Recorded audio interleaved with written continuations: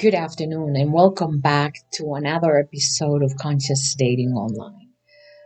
Today's episode will be about practicing self love, our ability to manage the way we think and the way we project our thoughts out into the environment.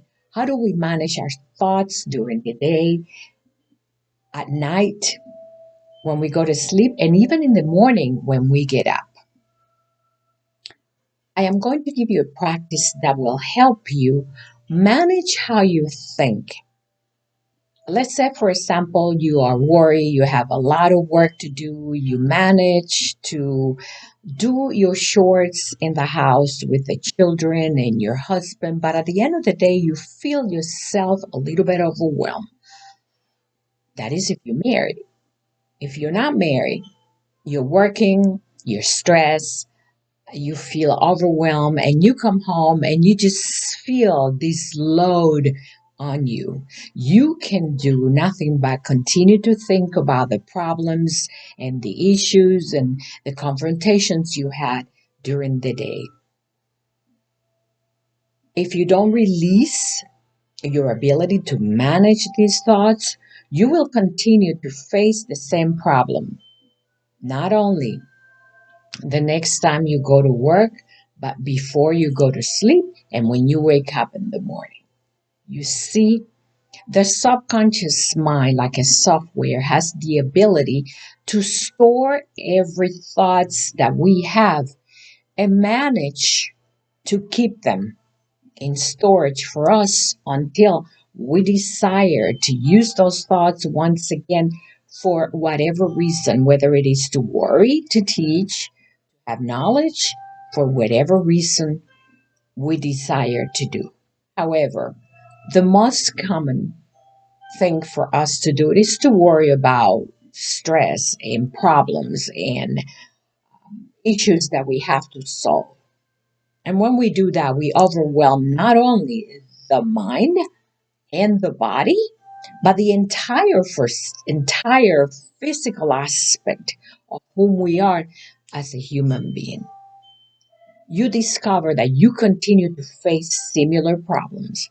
And in order for you to devour those thoughts that you no longer have use for, you need to create a practice that will work for you in favor of you to love yourself, to keep yourself calm, to have peace, and to create that inner calmness that you need in order for you to engage into a relationship with someone or in your daily relationship with your siblings.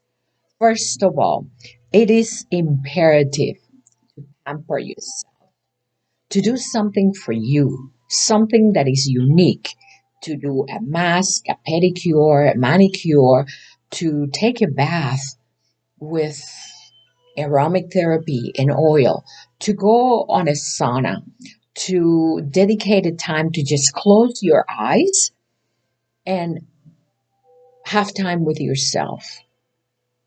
If you decide you don't want to do the pampering, meditate, retrieve into a place where you turn the lights off and just stay there. If you can manage to stay 1 hour, it will be like rebuilding your body and your mind for almost a week. Why? Because you will regain a feeling of calmness, of peace, and you will gather your thoughts in a way that will be more productive for you in order for you to deal with whatever is it that you are facing or what you're stressing about. Remember that before going to bed, you can take 20 minutes of your time to analyze your subconscious mind and think about what is it that you're bringing into your thoughts in that moment before you go into bed that you need to release and let go. And think of it this way. It is the end of the night. I'm about to relax, take a deep breath, and say, these thoughts, which I have had all day, no longer serve me. They do not serve me because it's the end of the day. I'm about to relax and I cannot do anything about them if I have not solved them. I myself take the time to practice, to do some breathing and to do some chanting. Chanting has the ability to help you hear the sound of your voice and calm your inner being to give you a peace of mind, which is an ability to be mindful about what you are thinking. Otherwise, you will continue the vicious circle until you clear your thoughts completely in your mind. Sometimes the mental distraction needs to be clear in order to relax, allow the thoughts to go, and begin to have peace of mind. Although these practices may seem practical and easy, they're not. Why? They need constant work. You have to consistently keep trying to do the same in order for you to be successful. Eventually, you will be able to manage easily, to let go, and to be able to know precisely what to do and alter your state of mind to release whatever is it that is bothering you. Remember, you cannot be in a peaceful relationship if you don't bring peace within yourself. There is much we can learn and appreciate about ourselves, our feelings, our behavior, and why we think the way we do.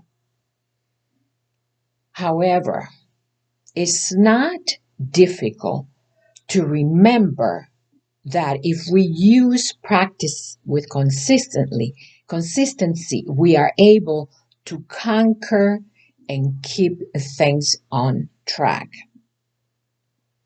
First of all, you must be consciously aware of what is it that you're thinking.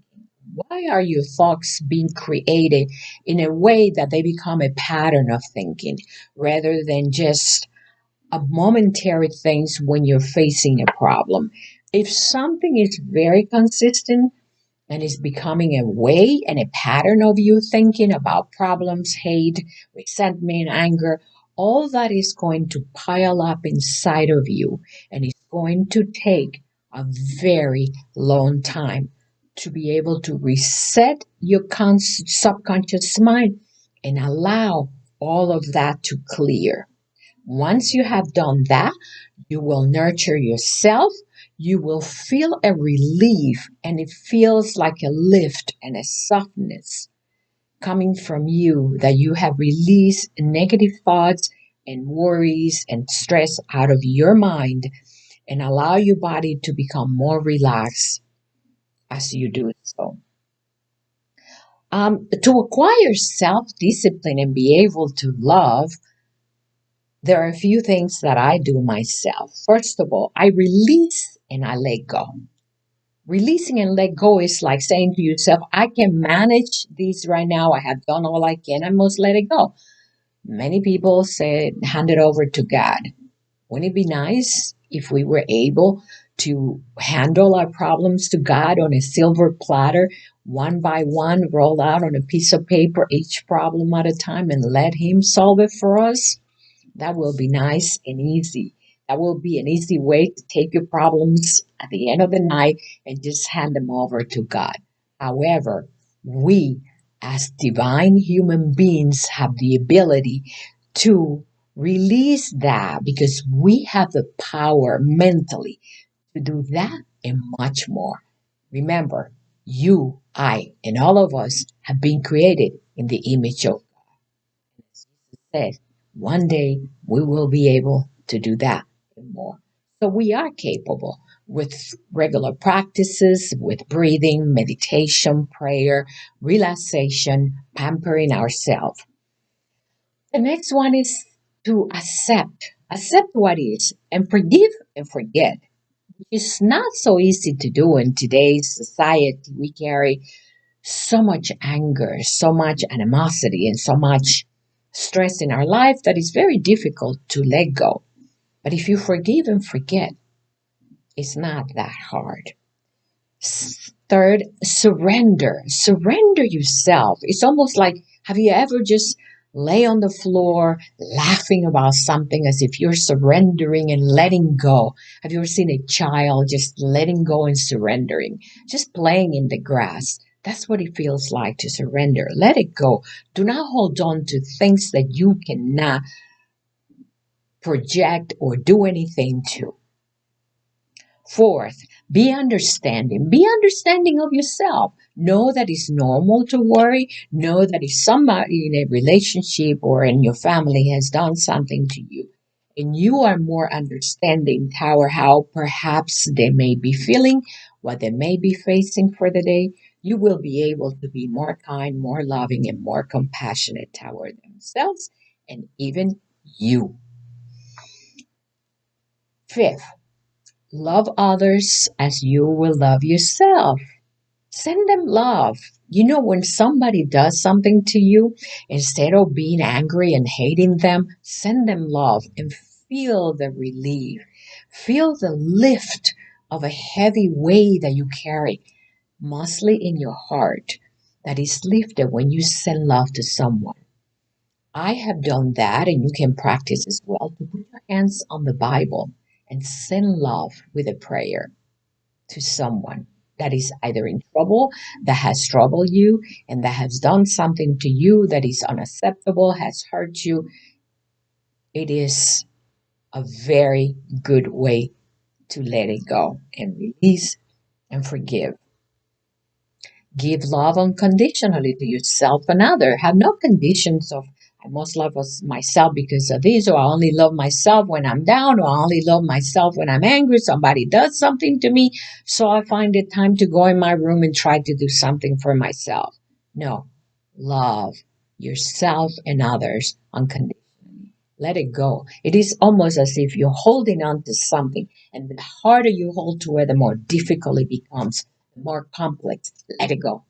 Release it. Let it go. Remember that such efforts to do all this is part of self transformation. They are difficult, very, very difficult, but to achieve them, you must endure the pain of what? The pain of releasing what we consistently hold on to. We always want to hold on to anger, to hate, resentment, stress, worry, problems. Let it go. Just let it go. It's painful. It is painful to hold on to anything that is unhealthy to the mind, to the heart, to the spirit, in any form, in any way. Once you let it go, you achieve and learn just as a child will learn without limitations, without resentment, without anger, and even like an animal. Have you ever done something to a pet, to a dog, and you hurt them and they scream and you were mean to them and you were not supposed to do it, or they did something they're not supposed to do, and you punish them? Later on, they came back and just act as if nothing ever happened. When we learn to do that as human beings, we become forgiving. We release, we let it go, we forgive, we are understanding, we are more loving. And in doing so, the essence of all this, our capacity to love unconditionally. So remember, my friend, these are almost like laws of the universe, laws of self love that we need in order to be able to love another person. If you want to love, you must be ready to love. You must open wide, surrender, and let it go. Thank you once again for listening to my video. Please subscribe to Conscious Dating Online or to my channel. It's been a pleasure as usual. Have a wonderful day. Love and light. This is Francis Mahan. Goodbye.